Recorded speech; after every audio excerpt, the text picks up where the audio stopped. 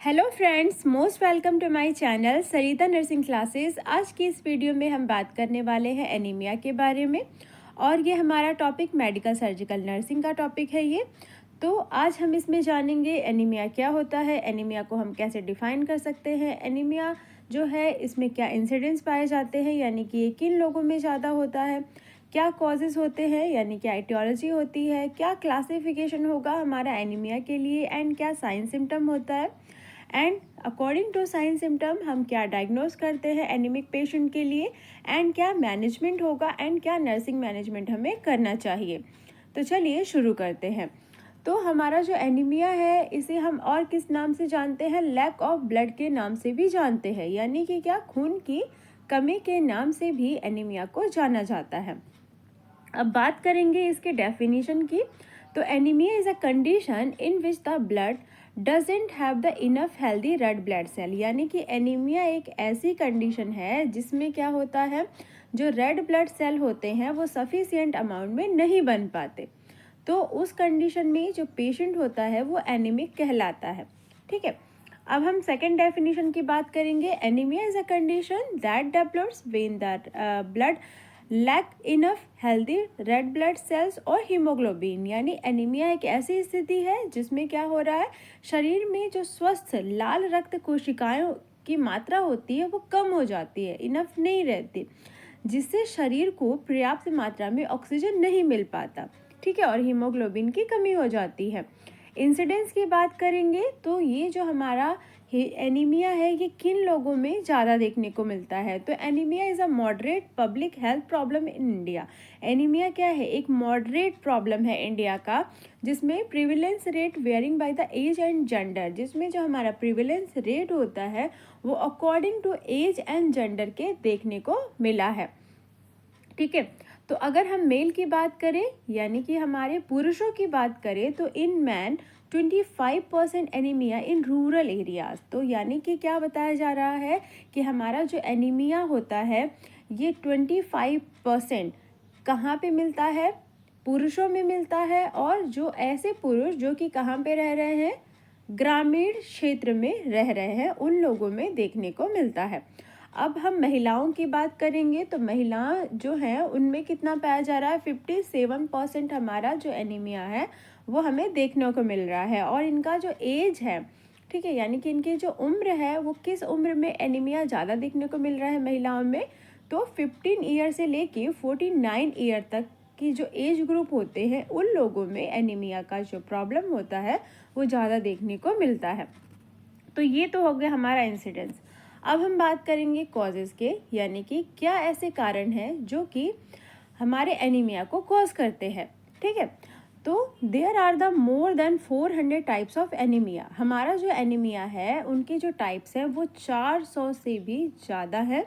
ठीक है, मोर than 400 types, यानी एनीमिया जो है वो कई सारे ग्रुप में डिवाइड किए गए हैं, which are divided into 3 groups, जिसको हम क्या कर रहे हैं, 3 ग्रुप्स में हम डिवाइड करके चलते हैं, जो कि हमारे मेन एनीमियास हैं, जो कि हमारे इंडिया में एंड हमारे वर्ल्ड वाइड में हमें देखने को मिल रहे हैं, जो कि कॉमन एनीमिक कंडीशंस हैं।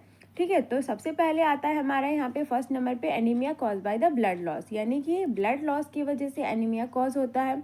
ठीक है, एंड क्या, anaemia cause by the decrease और faulty red blood cell production, यानी कि क्या होता है कि जब रेड ब्लड सेल का प्रोडक्शन प्रॉपर नहीं हो पाता, यानी कि जितना आरबीसीज बनना चाहिए उतना आरबीसीज नहीं बन पाता, तो भी एनीमिया हो जाती है।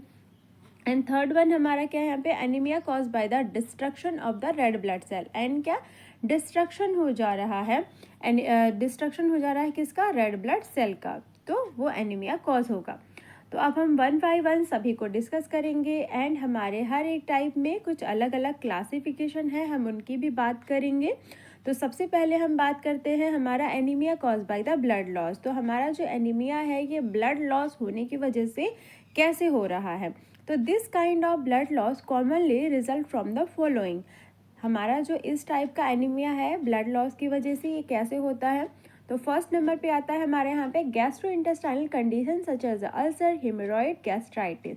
ठीक है, यानी कि क्या बताया जा रहा है कि कोई पर्सन ऐसे हैं, कोई पेशेंट ऐसा है जो कि गैस्ट्रो इंटेस्टाइनल कंडीशन से गुजर रहा है, यानी उन्हें प्रॉब्लम है उनके पेट से लेके, तो उनके पेट में अल्सर भी हो सकते हैं यानी कि छाले हो सकते हैं, या तो वो हेमरॉइड से सफ़र कर रहे हैं यानी कि क्या उन्हें पाइल्स है।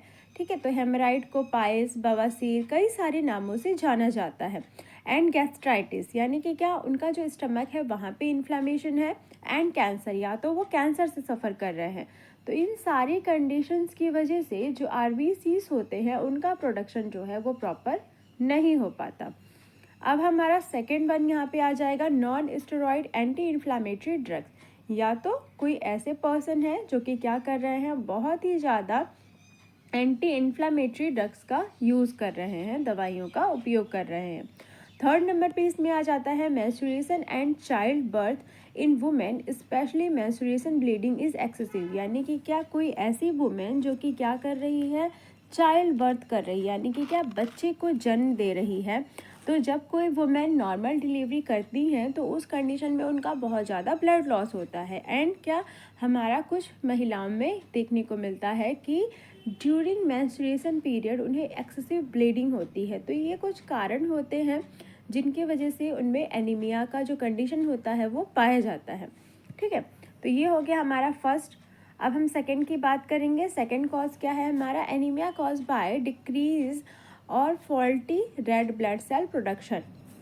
तो यहाँ पे फॉल्टी रेड ब्लड प्रोडक्शन होगा कैसे, which type of anaemia, the body में produce too few blood cells on the blood cells में नॉट फंक्शन करेक्टली। यानी कि क्या हो रहा है यहाँ पे कि जो हमारे रेड ब्लड सेल्स हैं वो क्या कर रहे हैं, प्रॉपरली फंक्शन नहीं कर रहे हैं, करेक्टली फंक्शन नहीं कर रहे हैं, क्योंकि वो वहाँ पे क्या कर रहे हैं, बहुत ही कम जो सेल्स हैं, रेड ब्लड सेल्स है, उनका प्रोडक्शन कर रहे हैं। अगर वो कम सेल का प्रोडक्शन करेंगे तो क्या होगा, फंक्शन प्रॉपर नहीं होगा, है ना।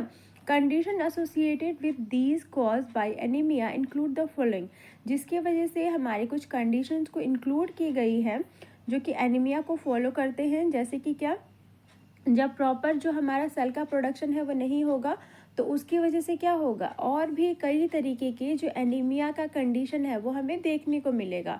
तो जैसे कि यहाँ पे हमारा और भी कंडीशन में क्या है, सीकल सेल एनीमिया है, सेकंड नंबर पे आयरन डेफिशिएंसी एनीमिया है, थर्ड नंबर पे विटामिन डेफिशिएंसी एनीमिया है, फोर्थ नंबर पे हमारा bone marrow and stem cell problems है, एंड फिफ्थ नंबर पे अदर हेल्थ कंडीशन है।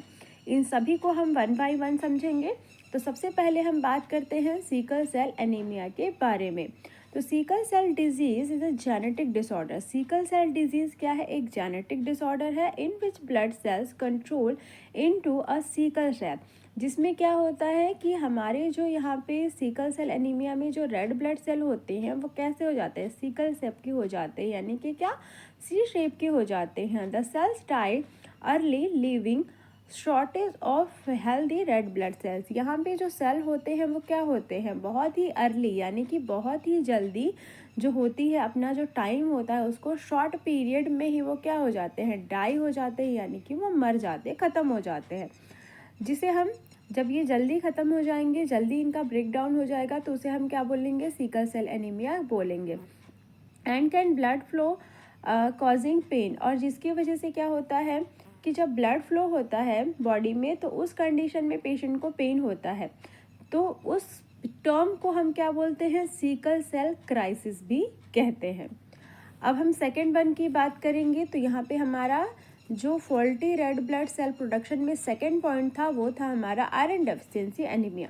तो आयरन डेफिशिएंसी एनीमिया कैसे होगा, iron deficiency anaemia occur because of a lack of the mineral iron in the body. यानी कि क्या, आयरन डेफिशिएंसी एनीमिया तब होगा जब बॉडी में मिनरल्स की कमी हो जाएगी। Without adequate iron the body can not produce enough haemoglobin for red blood cell. बिना क्या, किसके, बिना एडिक्वेट फ्लूइड के, बिना एडिक्वेट आयरन के जो बॉडी होती है वो हीमोग्लोबिन का प्रोडक्शन नहीं कर सकती, रेड ब्लड सेल का प्रोडक्शन नहीं कर सकती। This type of anaemia can be cause by, हमारा ये इस टाइप का जो एनीमिया होता है आयरन डेफिशिएंसी एनीमिया, ये और कैसे कॉज हो सकता है, एंड आयरन पुअर डाइट, कि कोई ऐसा पर्सन है जो कि क्या कर रहा है, अपनी डाइट में आयरन का सप्लीमेंटेशन नहीं ले रहे हैं, या तो क्या कोई ऐसी वुमेन है जिनको हैवी मेंस्ट्रुएशन ब्लीडिंग हो रही है, या तो क्या फ्रिक्वेंट ब्लड डोनेशन, या कोई ऐसा बंदा है जो कि क्या कर रहे हैं, बहुत ही जल्दी जल्दी अपना ब्लड का डोनेशन कर रहे हैं, यानी कि रक्तदान कर रहे हैं। एंड क्या certain drugs, food, caffeinated drinks, या तो कुछ लोग क्या करते हैं, बहुत सारे ड्रग्स का यूज़ करते हैं, फूड मटेरियल्स जो होते हैं उनके वो कार्ब्स वाले हो रहे हैं, या तो बहुत ज़्यादा रिफाइंड वाले हो रहे हैं, तो उनकी वजह से भी जो हमारे आरबीसीज होते हैं उनका प्रोडक्शन प्रॉपर नहीं हो पाता। या तो कुछ पर्सन ऐसे हैं जो कैफिनेटेड ड्रिंक ले रहे हैं। तो ये कुछ कारण थे हमारे आयरन डेफिशिएंसी एनीमिया के लिए। अब हम बात करेंगे विटामिन डेफिशिएंसी एनीमिया, यानी कि हमारा विटामिन्स की कमी से एनीमिया कैसे कॉज होता है। तो मैं अगर वेन विटामिन B12, हमारा विटामिन B12 जो है, ठीक है, एंड हमारा फॉलेट आर डेफिसिट, अगर ये विटामिन B12 एंड फॉलेट की कमी होती है तो उस कंडीशन में क्या होता है, these two vitamin are needed to make red blood cell. ये हमारे दो विटामिन ऐसे हैं जो कि हमें बहुत ही ज़्यादा ज़रूरी होती है हमारी बॉडी के लिए, क्योंकि ये रेड ब्लड सेल का निर्माण करते हैं। ठीक है, अगर इनकी कमी हो रही है तो विटामिन डेफिशिएंसी एनीमिया होगा ही होगा। अब बात करेंगे ड्यू टू विटामिन डेफिशिएंसी। अब विटामिन की डेफिशिएंसी की वजह से क्या क्या हो सकता है, यानी कि कौन से जो एनीमिया है वो कॉज हो सकते हैं। तो सबसे पहले इसमें आता है मेगालोब्लास्टिक एनीमिया। ठीक है, तो विटामिन B12 और folate are the both are deficit. तो ये हमारा मेगालोब्लास्टिक एनीमिया कैसे होगा, विटामिन B12 एंड फॉलेट दोनों की डेफिशिएंसी होगी तो मेगालोब्लास्टिक एनीमिया होगा। एंड यहाँ पे क्या है, परनीसियस एनीमिया। परनीसियस एनीमिया किस कंडीशन में होगा, poor vitamin B12 absorption cause by the condition such as a Crohn's disease and intestinal parasite infection. हमारा कोहन्स डिजीज़ की अगर हम बात करें तो कोहन डिजीज़ क्या होता है, क्रोनिक इन्फ्लामेटरी बावल डिजीज़ होता है ये, जिसमें क्या होता है हमारा जो इंटेस्टाइन है, ठीक है, वहाँ पे भी पैरासाइट्स हो रहे हैं। ठीक है, तो ये हमारा परनीसियस एनीमिया यहाँ पे कॉज होगा। नेक्स्ट वन हम बात करेंगे डाइट्री डेफिशिएंसी के बारे में। तो डाइट्री हमारा जो डेफिशिएंसी है ये कैसे कॉज होगा, ईटिंग लिटिल और no meat may cause a lack of vitamin B12, while overcooking or eating too few vegetables may cause a folate deficiency। यानी कि क्या, हम क्या कर रहे हैं, ईटिंग कर रहे हैं लिटिल यानी बहुत कम, और क्या हमारा जो मील है, हमारा जो खाने पीने का तौर तरीका है वो बहुत ही कम है, और उसमें क्या है, विटामिन B12 नहीं है, और हम जो भी खाना ले रहे हैं उसे बहुत ज़्यादा ओवर कुक्ड कर रहे हैं। ओवर कुक्ड कहने का मतलब क्या है कि हम बहुत ज़्यादा पका रहे हैं उसे। जब हम किसी चीज़ को बहुत ही ज़्यादा पकाते हैं तो उसमें जो आयरन होता है वो जल जाता है, बर्न हो जाता है। और क्या, यहाँ पे हम वेजिटेबल्स को कम खा रहे हैं। तो ये सारी जो चीज़ें होती हैं, अगर हम कम खाते हैं, आयरन को बर्न कर देते हैं, तो फॉलेट की डेफिशिएंसी हो जाती है, जिसे हम डाइटरी डेफिशिएंसी भी कहते हैं। अब हम बात करेंगे other causes of vitamin deficiency के बारे में, जो कि कैसे होता है, pregnancy, certain medication, alcohol, intestinal disease. यानी कि क्या, प्रेगनेंसी में कुछ मेडिकेशन का यूज़ करना, अल्कोहल का यूज़ करना, ठीक है, या तो उनमें क्या हो, इंटेस्टाइन का कोई डिजीज़ हो, कोई प्रॉब्लम हो, तो उसकी वजह से भी एनीमिया कॉज हो जाता है।